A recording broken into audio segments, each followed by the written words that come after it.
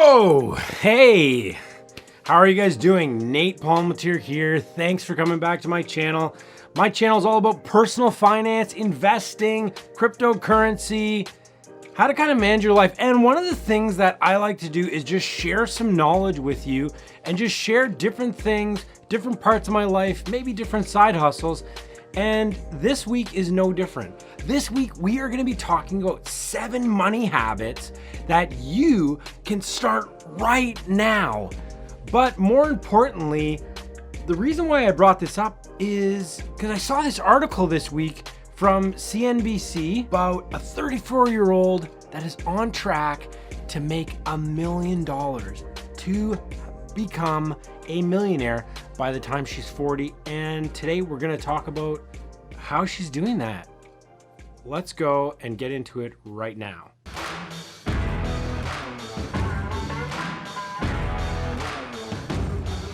None of this is really not common knowledge. This is all very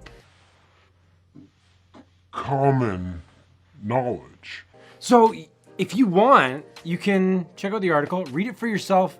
I thought it was really encouraging. So let's start with tip number 1. So tip number 1 is save and invest at the same time. There's so many different ways to look at this. And one of those ways is that you just save enough money as an emergency fund and then you start investing. But really the way she looked at this was that you have to save and invest at the same time. And what does she kind of say here? She says, as a recession era graduate, I was nervous about investing my money. So she grew up, 2009 when there was the big crash, and a bit nervous about putting your money into the market if it's just gonna explode and become nothing, right? But she realized that even though keeping all her money in a savings account felt safer, so what she would do is take 10% of her paycheck and put it into an investment account, a 401k, an RRSP, and 10% of your paycheck into a high yield savings account. If you're Canadian, check out the link below for EQ Bank. You guys will get, I think it's $25, or even check out Wealthsimple Cash below. They also have Wealthsimple Save where you can get 0.75% interest. Anyway, that's enough of the advertisements, but those are some high interest savings accounts that you can do. So first off, save and invest. Second, don't be afraid to quit your job for a high... What? Don't be... Okay, what is she talking about here? So she says, don't be afraid to quit your current job right now for a higher paying job. So sometimes we can get stuck in this rut if our goal is to invest more or save more, and we get stuck in this rut of, I'm really comfortable where I am and I'm just gonna stay here, even if I can go to another place and make an extra $10,000 a year. This is just another way that you can steward your money. You can use the resources that you've been given and use them to save and invest. So what does she say? She says, once I got into the habit of investing and saving 20% of my take-home pay, I focused on increasing my salary so I can invest and save even more. Wow, that's amazing. So if you're investing and saving 20% of your pay and you're making, let's say, $35,000 a year, if you move up to a pay or a job where you're making $45,000 a year, you're making an extra $10,000, you can actually start saving and investing that extra $10,000 on top of it because you're already used to saving and investing at $35,000 a year. Cool tip. That's a good tip. So that's tip number 2. Number 3, this is a big one, and I talked about it earlier in my consumer video. Avoid lifestyle inflation, really avoiding that consumerism. So what does she have to say about this? Well, she says, when you're young, every pay raise feels like an excuse to get a bigger apartment with more amenities or take more vacations. So no matter if she got a $150,000 a year paying job, whether she had a $50,000 a year paying job, just making sure that she had that rent, that living expense brought down below 30%. And this is true for everyone. You know, I've had past jobs where I'm not making much at all, making $9 an hour, and then you get that pay raise, that little bit of a pay raise, and all of a sudden you're like, Oh, oh, you know what? I think I'm gonna go out and buy a Cadillac. no, that's not a good idea. But sometimes that's what we can do, right? Or we just start eating out more often, and that pay raise just kind of disappears, where we should almost take a step back and think, you know what, I was making X amount of dollars before I got this pay raise. Let's not allow my lifestyle inflation to eat away at my pay raise, and let's see if I can save some more money. All right, we're into tip number 4. Don't create a rigid budget that you can't live up to. And this is true. This is very, very true. Don't make a budget you can't live up to. First off, what is the biggest part of this? Well, if you can't live up to the budget, then what ends up happening is you quit the budget and then you just walk away. Although many of you probably maybe don't. I don't know. Do you? Let me know in the comments below if you live on a budget or not.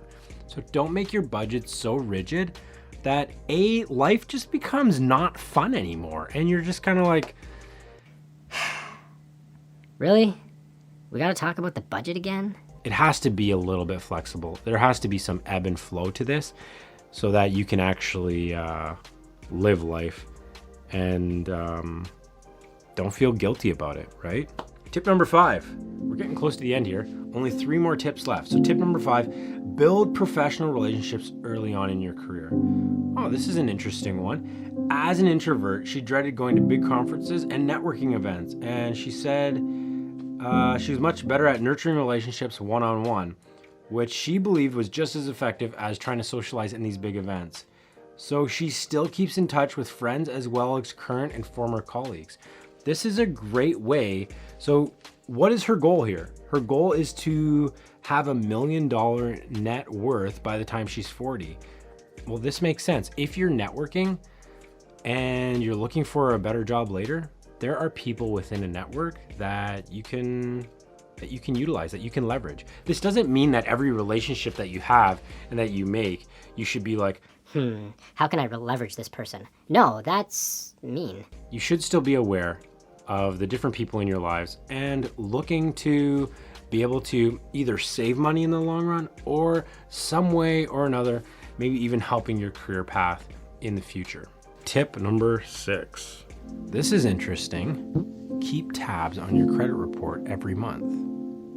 A $12,000 brush with credit fraud in my early 20s sparked an obsession with checking my credit report for any fraudulent activity. I use Borrowwell, which works really well, and it tells you anytime someone does a credit score check on you, or anytime your credit card has like some high payment coming out of it. I think the biggest savings in this might be, or the biggest part of this is if someone kind of, used your credit card, and if you weren't looking at your credit card statements and all of a sudden out of nowhere, your credit just got like jacked up and you didn't know, then that could ruin your credit score and possible, potential future purchases or even like a future mortgage or something like that that could be put under your name if you didn't check this right away.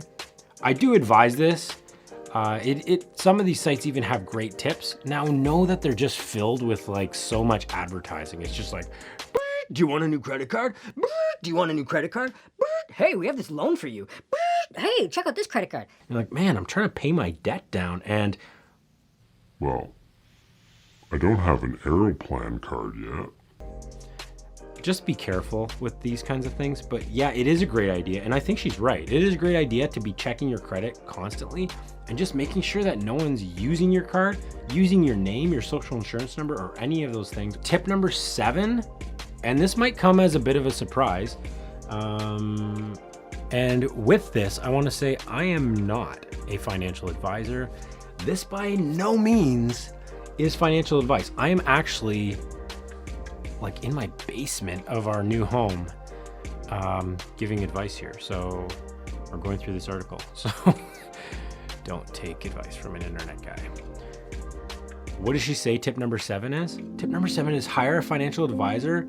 You need help. tracking those big challenges. Did you just get some kind of like crazy lotto win of $100,000? Did you just get some kind of big, I don't know, like big check from grandma? Hire a financial advisor to figure those things out. Now, what she does say though is not everyone needs a financial advisor to start building wealth. She already knew how to invest. She knew how to track her expenses. But if all of this is like so overwhelming for you, make sure to get a professional in this. Even like step one, hey, I want to create a budget, not a rigid budget, but I want to create a budget. Call a friend who's, financially savvy. So what else does she say here? Hiring a financial advisor helped us work through those conversations and kept our collective goals in mind. And yes, we did end up buying a Tesla. Really? All right, and that's it.